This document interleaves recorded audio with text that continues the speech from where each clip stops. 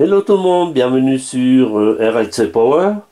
Suite aux deux premières vidéos concernant la commande par CPL, je vais clore le chapitre en branchant l'ensemble sur le réseau.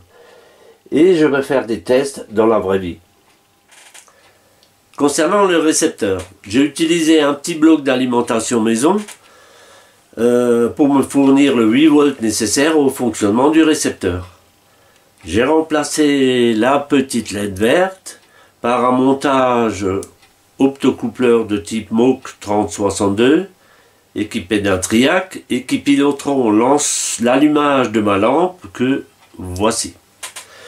Alors pour éviter d'amener des tensions non compatibles sur le bord d'essai, j'ai scindé le montage en trois parties.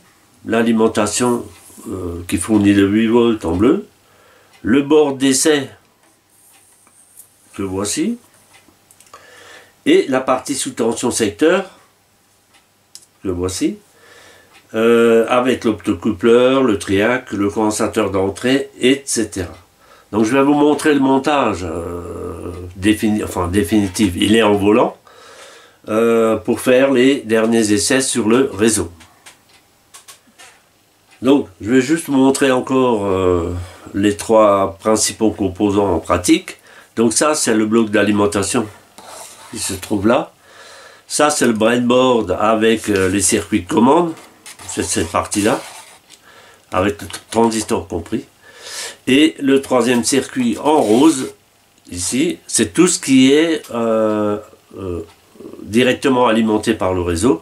Et donc il faut se méfier. Donc je ne peux pas amener de la tension réseau sur le breadboard.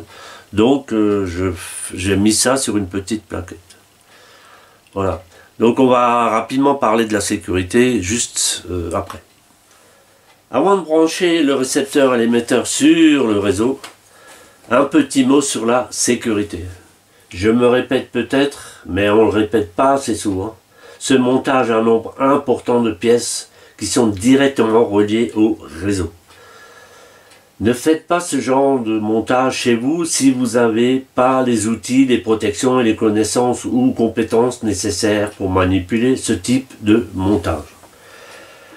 Alors le montage que j'utilise dans cette démo ne peut en aucun cas être utilisé tel quel sur un circuit électrique domestique voire même industriel. Il n'est pas isolé du réseau.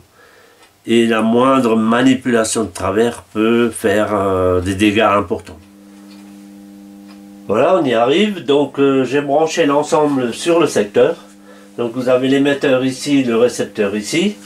Les deux câbles sont branchés sur le réseau. Alors ils sont très proches pour la démo. Je vous ferai une démo dans ma cuisine où les deux prises seront séparées. Donc là, sur le bouton poussoir qui est très bien isolé, je peux commander ma lampe. Donc dès que j'appuie sur le bouton, le signal haute fréquence passe sur le réseau, il revient sur le récepteur et vient alimenter l'électronique. Donc si la fréquence est bonne, la lampe s'allume. Voilà. Alors à la place de la lampe, on peut brancher un appareil quelconque, un appareil électrique, etc. Donc je veux vous montrer juste encore un autre signal qui est la commande du triac ici. Donc c'est un MOC, c'est un optocoupleur, mais par contre qui s'enclenche qu'au passage à zéro du secteur. Donc ce qui est très bien, ça génère pas de parasites, etc. Donc là je suis sur un montage où il y a une lampe. Donc il n'y a pas trop de charge inductive, il n'y a pas de charge inductive. S'il y a une charge inductive, il faudra rajouter un RC ou un snubber comme on l'appelle en anglais. Voilà. Donc je vais juste vous montrer le signal d'alimentation de la lampe. Alors ce que je voulais vous montrer rapidement, c'est la tension aux bornes de la lampe. Avec l'utilisation d'un optocoupleur un peu spécial, c'est un 3062 qui détecte le passage à zéro de la tension secteur et donc qui autorise la marche ou l'enclenchement du triac uniquement si l'entrée de commande est activée et que la tension secteur passe à 0. Donc je vais vous montrer. Je vais appuyer une première fois sur mon bouton de commande sur l'émetteur. La tension secteur apparaît sur la lampe, donc elle s'éclaire. Une deuxième fois, elle va s'éteindre.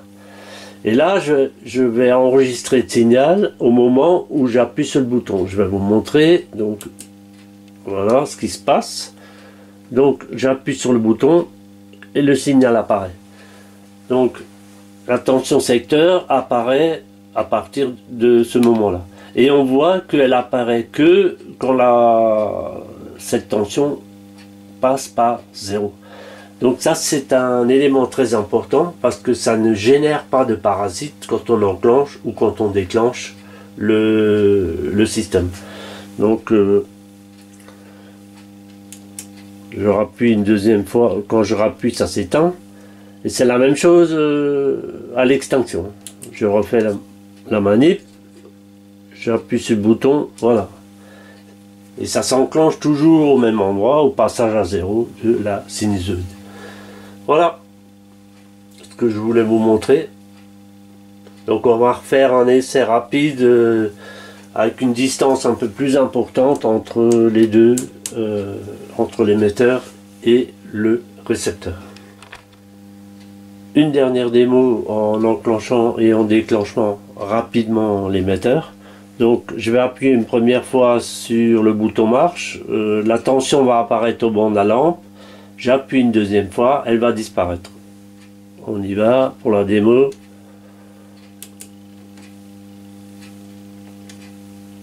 C'est parti. Une fois, deux fois. Donc là, j'ai appuyé sur le bouton marche. La tension est apparue au bord de la lampe. J'ai appuyé une deuxième fois. La tension secteur a disparu. Et ça commute très bien, très net, sans parasite. Voilà. Ok, comme promis, j'ai branché l'ensemble émetteur-récepteur dans ma cuisine. Donc sur une série de prises qui se trouve à un endroit de la cuisine et le récepteur sur une série de prises qui se trouve à l'autre bout de la cuisine. Donc la distance entre les deux, c'est environ 5 ou 6 mètres. Et là, je vais envoyer le signal haute fréquence à travers mon réseau et actionner le récepteur qui va allumer la lampe. On y va? Voilà. Donc là, j'ai appuyé sur le bouton et ça s'allume. Donc, le signal haute fréquence est envoyé sur les fils, à travers les fils du réseau pour actionner le récepteur qui se trouve à l'autre bout. Donc, le principe marche. Alors, je ne peux pas le faire pour l'instant sur des distances trop longues parce que l'émetteur n'est pas assez puissant. Mais on voit que ça marche pas mal. Voilà ce que je voulais vous montrer sur cette dernière vidéo concernant le sujet du CPL.